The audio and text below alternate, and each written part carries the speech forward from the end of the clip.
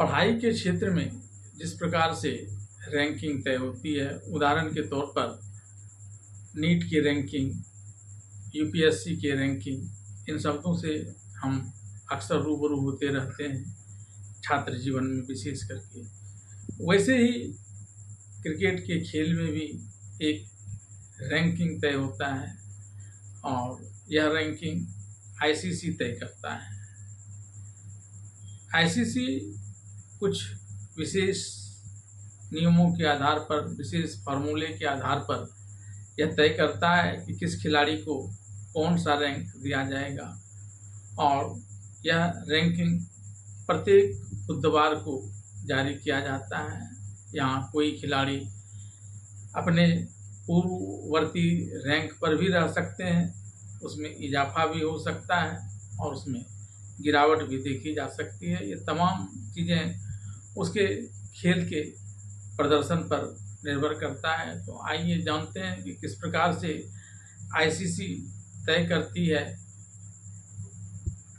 Cricket के खिलाड़ियों की रैंकिंग, और आज जारी हुए रैंकिंग में भारतीय खिलाड़ियों का कैसा रहा प्रदर्शन।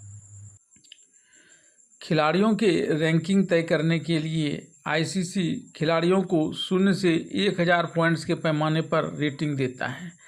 यही रेटिंग पॉइंट्स खिलाड़ियों की रैंकिंग तय करता है। इसमें 500 रेटिंग पॉइंट्स का स्कोर अच्छा माना जाता है, जबकि 750 से अधिक रेटिंग वाले खिलाड़ी आमतौर पर दुनिया के टॉप 10 गेंदबाज या बल्लेबाजों में शामिल हो जाते हैं। 900 से अधिक रेटिंग पॉइंट्स तक पहुंचना अपने आप में एक बहुत बड़ी उपलब्धि है, क्योंकि ऐसा क्रिकेट में बहुत कम ही देखा जाता है।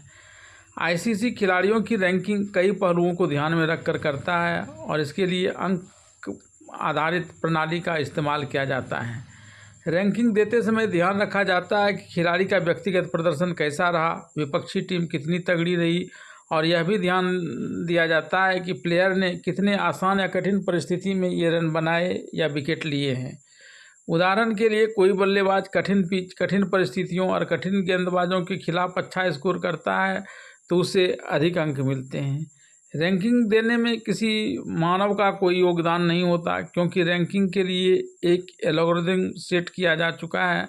यह एल्गोरिदम न केवल खिलाड़ी के ओवरऑल प्रदर्शन पर ध्यान देता है, बल्कि यह भी देखता है कि खिलाड़ियों के रनों या विकेटों का मैच पर कितना असर पड़ा। साफ शब्दों में समझें तो रैंकिंग रेटिंग पॉइंट्स के आधार पर तय की जाती है, और किसी खिलाड़ी के रेटिंग पॉइंट्स 0 से 1000 तक हो सकते हैं। बुधवार को जारी हुए टेस्ट बल्लेबाजों की रैंकिंग में शुभमन गिल टॉप 10 से बाहर हो गए हैं। हालांकि उन्होंने भारत इंग्लैंड सीरीज में सबसे ज़्यादा रन बनाए। शुभमन गिल ने टेस्ट सीरीज में कुल 754 रन बनाए थे। वहीं कम रन बनाने के बावजूद यशस्वी जायसवाल लंबी छलांग लगाते हुए टॉप 5 टेस्ट बल्लेबाजों में शामिल हो गए हैं। वहीं गेंदबाजी में जसप्रीत बुमराह नंबर 1 पर बने हुए हैं, और सिराज को भी इस रैंकिंग में बम्पर फायदा हुआ है। भारतीय युवा सलामी बल्लेबाज यशस्वी जायसवाल टेस्ट बल्लेबाजों की रैंकिंग में फिर से शीर्ष 5 में शुमार हो गए हैं। इंग्लैंड के खिलाफ अंतिम टेस्ट की दूसरी पारी में ओवल में 118 रन बनाने वाले यशस्वी 3 स्थान की छलांग लगाकर 5वें नंबर पर पहुंच गए हैं। आईसीसी की बुधवार को जारी ताज़ा रैंकिंग में बाएं हाथ के इस बल्लेबाज ने 792 रेटिंग अंक हासिल किए हैं।